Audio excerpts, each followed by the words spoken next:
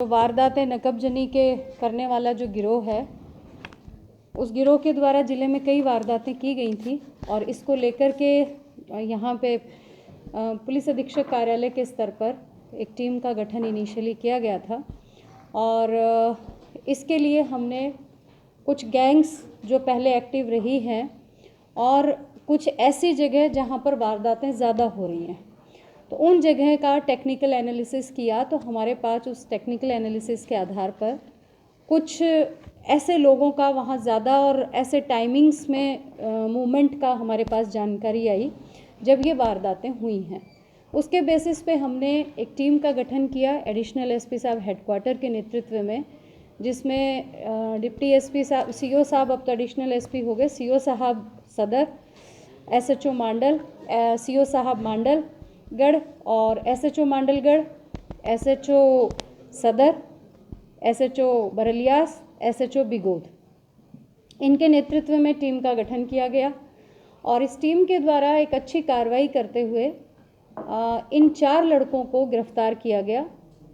इन 4 लड़कों के ने अब तक इनके ऊपर जो दर्ज मुकदमे हैं 42 के अराउंड इन लड़कों के ऊपर नकबजनी की वारदातों के मुकदमे दर्ज हैं। इनसे जो प्रारंभिक पूछताछ में हमारे सामने आया उसमें अपने यहाँ की मांडलगढ़ की थाने की 12 वारदातें इन्होंने बताई हैं, जो अब आगे इनका रिमांड लेकर के और हम उसको वेरीफाई करेंगे। 12 वारदातें जो इन्होंने स्वीकार की हैं,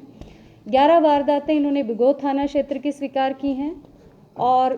कुछ 5 वारदातें बरलियास की करी हैं और भी 1-2 थानों की 2-2, 3-3 वारदातें जैसे सदर की कुछ वारदातें स्वीकार इन लड़कों ने की हैं। इन लड़कों से पूछताछ के आधार पर जब हमने इनसे रिकवरी के लिए और इनके द्वारा की गई वारदातों के आधार पर रिकवरी का प्रयास किया, तो एक बड़ी चौंकाने वाली चीज़ सामने आई जो हम सभी जानते हैं बट कभी ऑन द रिकॉर्ड नहीं आती हैं, जिसमें ये आया कि चोरी नकबजनी करके जो गहना या जो माल ये लोग लेके जाते थे उसको बेच के उस पैसे से ये वाहन खरीदते हैं और उस वाहन को ये फिर अपने रोज़मर्रा की ज़िंदगी में इस्तेमाल करते हैं। तो इन लड़कों के द्वारा जब ये बात हमारे सामने जाहिर की गई तो इनके घर से हमने 3 ट्रैक्टर, 3 मोटरसाइकिल, 1 पिकअप, 1 बोलेरो, ये गाड़ियाँ हमने इनके घर से बरामद की हैं और